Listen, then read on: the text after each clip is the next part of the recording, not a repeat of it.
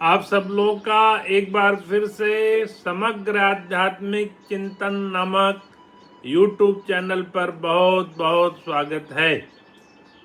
आज दिनांक 23 मार्च है। आज वासंतिक नवरात्र की पंचमी तिथि है, जिसको बहुत शुभ तिथि माना जाता है। आज का दिन वासंतिक नवरात्र में लक्ष्मी दिन का दिन के रूप में मनाया जाता है। आप सबको बहुत बहुत शुभकामनाएं। मेरी शुभकामना है कि आप सबके घर में लक्ष्मी जी का निवास हो। वसुदेव सुतं देवं कंस चाणूरमर्दनम देवकी परमानंदम कृष्णम वंदे जगद्गुरुम। भगवान कृष्ण की याद करते हुए आइए आज की चर्चा पे चलते हैं। आज की चर्चा में महाभारत के कुछ प्रसंग लेकर के महाभारत युद्ध क्यों हुआ, उससे क्या संदेश आज के जमाने में, आज के समाज में, आज की पीढ़ी को, विशेषकर आज की युवा पीढ़ी को क्या सबक मिलता है। मैं जब भी देखता हूं तो मैं ये पाता हूं महाभारत के संदर्भ में विशेषकर कि 100 कौरव पुत्र थे, 5 पांडव पुत्र थे। भीष्म पितामह ने 105 बच्चों का एक साथ लालन पालन पोषण कराया। उनकी शिक्षा का अत्यधिक सुंदर प्रबंध किया। गुरु द्रोणाचार्य को वहां पर नियुक्त किया गया कि उनको हर तरह के अस्त्र शस्त्र चलाने की शिक्षा, अच्छी सैन्य शिक्षा, और उनके कुल पुरोहित कृपाचार्य जी उनको बाकी शास्त्रों की शिक्षा दे रहे थे। तो शस्त्र शिक्षा द्रोणाचार्य, शास्त्र शिक्षा गुरु कृपाचार्य, दोनों उस जमाने के अत्यंत विद्वान और कुशल आचार्य थे। उनके आचार्यत्व में उनके अंदर ये बच्चे शिक्षा प्राप्त कर रहे थे। लेकिन वहीं कौरव में दुर्योधन, दुशासन किस तरह के पात्र निकले, और पांडवों में युधिष्ठिर, भीम, अर्जुन, नकुल और सहदेव किस तरह के पात्र निकले। एक ही परिवेश, एक ही परिवार, एक ही शिक्षा पद्धति, इतने विरोधाभासी व्यक्तित्व का निर्माण कैसे हुआ। मैं उन परिस्थितियों पे भी गया। जब मैंने महाभारत का अध्ययन किया, उन परिस्थितियों पर भी गया, तो मैंने देखा कि नॉर्मली बच्चों पे माता का प्रभाव होता है। इधर माता कुंती थी और माद्री थी। माद्री मर गई थी तो कुंती ही 5 बच्चों का दायित्व संभाल रही थी। और उधर मां गांधारी थी, जो कि प्रथम दिवस से ही अपने नेत्रों पे पट्टी लगा करके धृतराष्ट्र के साथ अपने पति के अंधापन होने की वजह से खुद को अंधा बना लिया था। और उनके व्यक्तित्व, व्यवहार और चरित्र में मेरे को बहुत अच्छा उदात्तपन और अच्छे संस्कार का परिचय हुआ। तो मां गांधारी को मैं कहीं से उसमें दोषी नहीं पाया, गुरुओं को मैं नहीं दोषी पाया।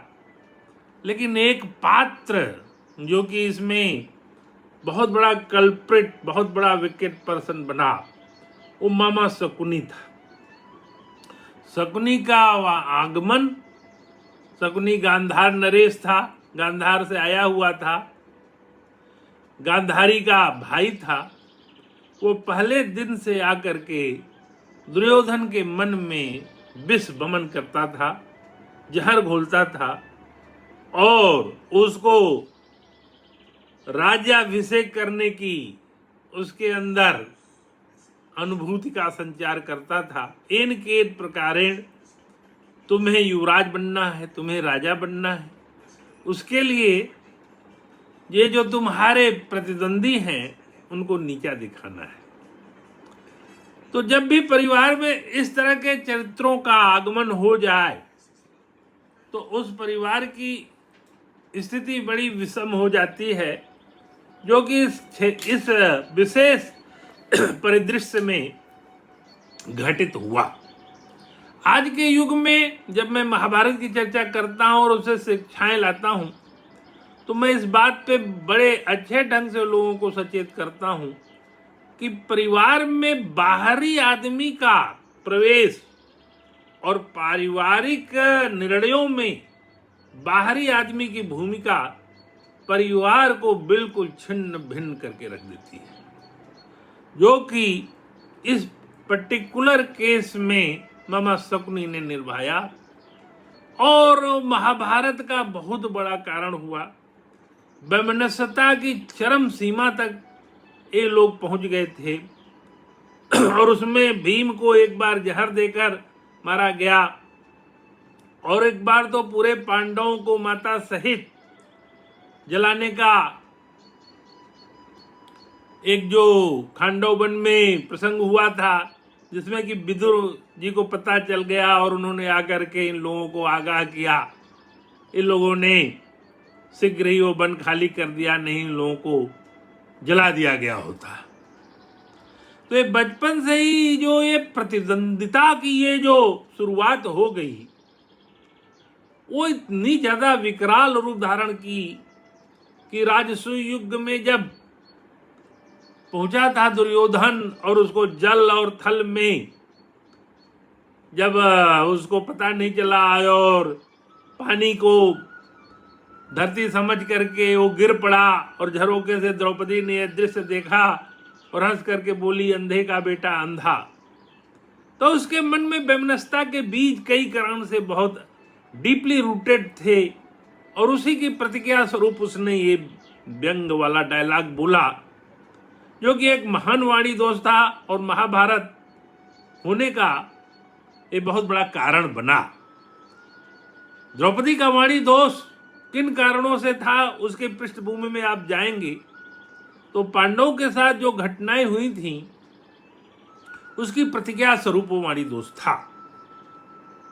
और जो वाणी दोष ने जो कांड किया तो दुर्योधन ने उसका बदला लेने का जो संकल्प किया, वो भी एक बहुत बड़ा संकल्प था कि मैं इसको अपमानित करूंगा भरे दरबार में और जुए में हराकर द्रौपदी का चीर हरण करके उसको अपने जंघे पे बैठाने का जो उसका संकल्प था, जो कि भीम से बर्दाश्त नहीं हुआ और भीम ने कहा मैं वो जंघा तोड़ दूंगा जिस पे तुमने द्रौपदी को बैठाने का संकल्प किया था। इसमें कर्ण की भी भूमिका थी। तो इन पात्रों को देखें तो इनके अंदर उच्च श्रृंखलता चरम पे पहुंच गई थी और राज दरबार में नियंत्रण बहुत ढीला हो गया था। पिता की भूमिका में धृतराष्ट्र अत्यंत असहाय हो चुके थे और दुर्योधन दुशासन एक उच्छृंखल बालक की तरह इनका बचपन बिल्कुल उद्दंडता की सीमा तक पहुंच गया था। पांडव भी उसी परिवेश में थे, लेकिन उनके यहाँ कुंती का बेटर कंट्रोल था और उनके जो संस्कार थे वो बड़े अच्छे ढंग के थे। हालांकि वही वातावरण में वो भी पल रहे थे, उसी प्रतिक्रिया स्वरूप उसी वातावरण को वो भी ग्रहण कर रहे थे। लेकिन इन तमाम पात्रों में अगर शकुनी को देखें और धृतराष्ट्र की भूमिका बिल्कुल नगण्य हो चुकी थी। वो राजा थे और पिता भी थे, दोनों भूमिकाओं में वो फेल हो चुके थे। पिता के भूमिका में तो अत्यंत फेल हुए थे और राजा की भूमिका में भी उनका बहुत अच्छा कंट्रोल नहीं था। वो पुत्र मोह से अत्यधिक ग्रसित हो चुके थे। इन कारणों पर अगर हम गहन विश्लेषण करें तो आज के समाज में महाभारत से जो शिक्षा मिलती है वो यह मिलती है कि किसी भी परिवार में जब एकता होती है तो उसमें कुछ बहुत बड़े तत्व होते हैं जो कि उन एकता के कारक होते हैं। अगर माँ की भूमिका कमजोर हो, पिता की भूमिका कमजोर हो और बाहरी तत्वों का प्रवेश हो, गुरुओं का अनादर हो, तो जो बच्चे पैदा होंगे वो समाज के लिए एक अत्यंत ही घृणास्पद व्यवहार वाले बच्चे पैदा होंगे। और घर घर की ये कहानी देख करके मैंने ये महसूस किया है कि महाभारत से हमें जो शिक्षाएं लेनी चाहिए थी वो शिक्षाएं हम लोगों ने नहीं ली। एक तो एक ऐसा झूठा प्रचार हो गया कि महाभारत जहाँ रखा जाता है वहाँ उन घरों में बहुत लड़ाई झगड़ा होता है, तो ऐसे भी क्या हमारे घरों में लड़ाई झगड़ा कम हो रहा है। आजकल के दिन में घर घर में महाभारत जो छिड़ा हुआ है, भाई बंधुओं के जो झगड़े चल रहे हैं, परिवार में जो बेमनस्य और क्लेश चल रहे हैं, अगर महाभारत की शिक्षा, गीता की शिक्षा, रामायण की शिक्षा और संस्कार में इनका जो प्रवेश कराया गया होता तो आज क्या इस विकराल स्थिति में हमारा भारत होता? आज विश्व परिवेश में भी अगर हम देखें तो यही बातें परिलक्षित हो रही हैं। पूरा विश्व जो है बर्बादी के कगार पे खड़ा हुआ है। एनर्जी क्राइसिस बनाई हुई क्राइसिस है। हमें सारे एनर्जी के रिसोर्सेज पर अधिकार चाहिए। उस अधिकार की लड़ाई है ईरान और इजराइल का युद्ध, जिसमें संपूर्ण विश्व तबाही के कगार पे खड़ा हुआ है। अगर वसुधैव कुटुंबकम का भाव होता और हमें मान लेते कि विश्व की संपूर्ण संपदा संपूर्ण मानव समाज की है, तो क्या ये युद्ध के कगार पे हम होते? प्रथम युद्ध विश्व युद्ध, द्वितीय विश्व युद्ध और महाभारत भी सबसे पहला विश्व युद्ध के जो सबक हैं, उनसे हमने क्या सबक सीखा? उन कांडों से हमने क्या सबक सीखा? द्वितीय विश्व युद्ध के समय जो घटनाएं घटित हुई, सन 45 में द्वितीय विश्व युद्ध खत्म हुआ। आज 81 साल बाद वही घटनाएं और विकराल रूप में खड़ी हो गई, और समाज और देश और राष्ट्र आज जिस स्थिति में खड़ा है, वो क्या संदेश दे रहा है? एक न्यूक्लियर बम फूटा तो उस समय के नागासाकी और हिरोशिमा पर जो न्यूक्लियर बम फूटा था, उससे हजारों गुना ज्यादा पावरफुल न्यूक्लियर बम आज उपलब्ध है। तो किस ढंग का रेडिएशन होगा, किस ढंग के उसके दुष्परिणाम होंगे और किस ढंग के बर्बादी के लक्षण होंगे, उसकी आप कल्पना नहीं कर सकते हैं। न्यूक्लियर रेडिएशन का प्रभाव ऐसा होता है कि कई जनरेशन खत्म हो जाती हैं और धरती बिल्कुल बंजर हो जाती है, वातावरण दूषित हो जाता है, बारिश नहीं होती है तो एसिड रेन का जैसा स्वरूप हो जाता है, तमाम तरह की महामारी बीमारियां हो जाती है, धरती पैदावार विहीन हो जाती है, लोगों में तमाम तरह के विकृतियां, शारीरिक विकृतियां, मानसिक विकृतियां आ जाती हैं, और ये करीब हजारों किलोमीटर के रेडियस में हो सकता है। कितना बड़ा न्यूक्लियर बम फूटा उससे ये होता है, 100 किलोमीटर तो मिनिमम है। तो क्या ईरान में या इजराइल में न्यूक्लियर बम फूटेगा तो उसकी विभीषिका का अंदाज लगा लीजिए कि उससे 100 किलोमीटर 200 किलोमीटर रेडियस में कौन कौन देश आते हैं।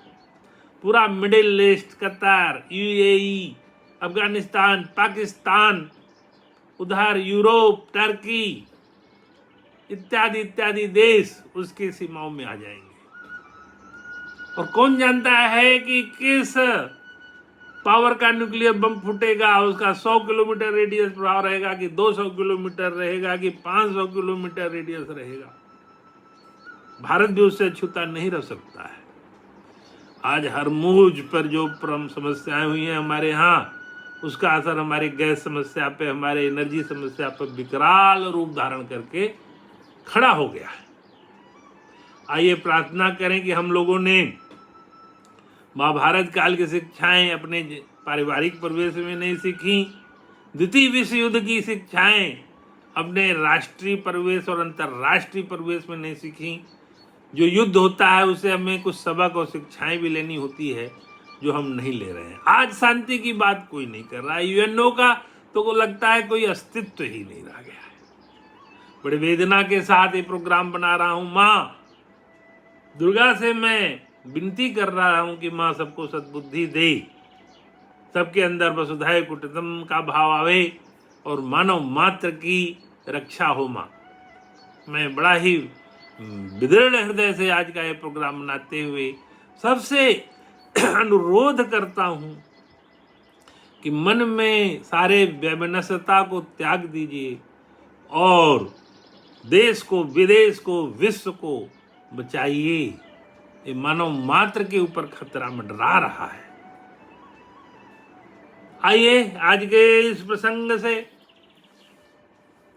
महान ऋषि आचार्य श्री राम शर्मा कि ये किताब आवेश ग्रस्त होने से अपार हानि, उसकी कुछ पंक्तियां पढ़ के मन को जरा सबक सीखने का प्रयास करते हैं। अधिक से अधिक निश्चिंत एवं प्रसन्नचित्त रहने का प्रयत्न करना चाहिए। हर समय चिंताओं उलझनों में डूबे रहने पर, बेसिर पैर की अनावश्यक बातों पर सोच विचार करते रहने पर, छोटी छोटी बातों में ही मनुष्य का मन प्रगति करता है, जिससे मस्तिष्क की प्रौढ़ता, उर्वरता, शक्ति कुंठित हो जाती है। ऐसे व्यक्तियों को छोटी छोटी बातों पर झल्लाहट होने लगती है। मित्रों की छोटी छोटी हंसी मजाक की बातों में भी षड्यंत्र का आभास, अपमान तिरस्कार की कल्पना करके तिल का ताड़ बना लेते हैं। इससे भी धीरे धीरे मनुष्य का उत्तेजक स्वभाव बन जाता है। अतः अपना दृष्टिकोण उदार और विशाल बनाना चाहिए। सब पर विश्वास, सब में घुलने मिलने की आदत, सबके प्रति आत्मीयता, शुभकामनाएं, सद्भावनाएं मनुष्य के मस्तिष्क को प्रौढ़, विशाल और गंभीर बनाते हैं। तो आचार्य जी ने मन को अत्यधिक शांत रखने का, मन को नियंत्रित करने का जो एक संकल्प करने की बात कही, वो अगर हम अपने मन में ग्राह्य कर लें और मन को नियंत्रण कर लें। हमें आज गांधी जी की बात याद आती है, जिसमें उन्होंने कहा था कि ये संसार में इतना धन संपदा वैभव उपलब्ध है कि इसकी सबकी आवश्यकताओं की पूर्ति हो सकती है, लेकिन ग्रीड एक आदमी का भी इतना बढ़ जाए तो पूरे संसार का धन वैभव एक आदमी के ग्रीड के आगे कम पड़ सकता है। आज के परिवेश में, आज की परिस्थिति में गांधी जी की बात ये सार्वभौम सत्य है। बड़े दुख का विषय है कि हम लोग गांधी जी को भी नकार चुके हैं, उनको भी गाली देते हैं। वो युग पुरुष थे, उन्होंने बहुत पहले ही इस इजराइल की समस्या पे अपनी बात कही थी कि यह समस्या जो खत्म हो चुकी थी उसको जन्म दिया गया है। अब आधुनिक परिवेश में क्या परिवेश है और गांधी जी कहाँ तक सत्य हैं, इस पे विचार विमर्श करके विवाद भी हो सकता है, लेकिन शांति की स्थापना के लिए यथास्थिति की परिकल्पना भी करनी पड़ेगी। अगर साम्राज्यवादी ताकतें इसी हिसाब से अपना सिर उठाते रहेंगी तो वो प्री इंडिपेंडेंस एरा में आप जाएंगे तो आप पाएंगे कि किस तरह का लूट खसोट और वैमनस्यता, विभाजनवादी नीतियां इस पूरे विश्व में छाई रहीं। वो तो द्वितीय विश्व युद्ध की देन कहिए कि भारत को आज़ादी मिली थी। हम लोगों ने बहुत संघर्ष किया था इस आज़ादी को पाने के लिए, लेकिन उस समय की परिस्थितियां भी ऐसी बन गई थी कि अंग्रेजों के लिए मुश्किल हो गया था। आज ये देश आज़ादी के इतने साल बाद, 75 साल बाद, 77 साल बाद अगर खड़ा हुआ है तो उसमें बहुत योगदान है इस पीढ़ी का। और हमारे स्वतंत्रता संग्राम के जो नियंता थे, जिन लोगों ने एक स्वतंत्र भारत की परिकल्पना की थी, एक समृद्ध भारत की परिकल्पना की थी, एक वसुधैव कुटुंबकम की परिकल्पना की थी, एक अच्छे राष्ट्र के निर्माण की परिकल्पना की थी, आज वो पुनः युद्ध की भूमि पर सभी खड़े हुए हैं। पाकिस्तान के भी टुकड़े हुए, उसके 2 टुकड़े होकर के आज फिर से वो दोनों टुकड़ों पे अशांति पैदा हो गई है। कश्मीर अपना अलग एक समस्या के रूप में, विकराल रूप में है। तो सर्वत्र युद्ध की परिस्थितियां हैं। माँ भगवती सबको सद्बुद्धि दे, सबकी रक्षा करे। सर्वे भवन्तु सुखिनः, सर्वे सन्तु निरामया, सर्वे भद्राणि पश्यन्तु, मा कश्चित् दुर्भाग् भवेत्। आज की चर्चा का मुख्य भाव यही था कि महाभारत के युद्ध के जो परिस्थितियां थीं और उनकी जो विकरालता थी, उसको अगर अच्छे ढंग से समझ करके आज के इस युग में, आज के इस परिवेश में समझा जाता तो बहुत अच्छा परिणाम निकल सकता। महाभारत युद्ध में भी अगर दुर्योधन को उसने अंधे का बेटा अंधा कहा था, तो ये डायलॉग तो गलत था। उसने न केवल दुर्योधन को गाली दी, अपने ससुर को भी गाली दी, जो कि गलत था। लेकिन क्या दुर्योधन को अंधा कर देने से वो अंधा हो जाता? ये क्या उसको नहीं सोचना चाहिए था? लेकिन उसके संस्कार इस तरह के नहीं थे। वो प्रतिक्रियावादी था, बदला लेने की भावना वाला था। उसके अंदर जिद थी, उसके अंदर प्रतिरोध और प्रतिकार, प्रतिरोध और बदला लेने, प्रतिशोध की भावना अत्यंत प्रबल थी। ये जो प्रतिशोध की भावना है, ये बड़ी खतरनाक भावना है। ये हम में, आप में भी अगर है तो उसको दूर करने का प्रयास करिए। नहीं, देश में, समाज में, परिवार में अगर प्रतिशोध की भावना चलती रहेगी तो ये बड़ा विनाश का कारण बनता है। क्षमा बड़न को चाहिए, छोटन को उत्पात। ये बड़प्पन दिखाने का समय है और नवरात्रि में इसी बड़प्पन को स्वीकार करिए। नमस्कार। आज की चर्चा को हम यहीं विराम देते हैं।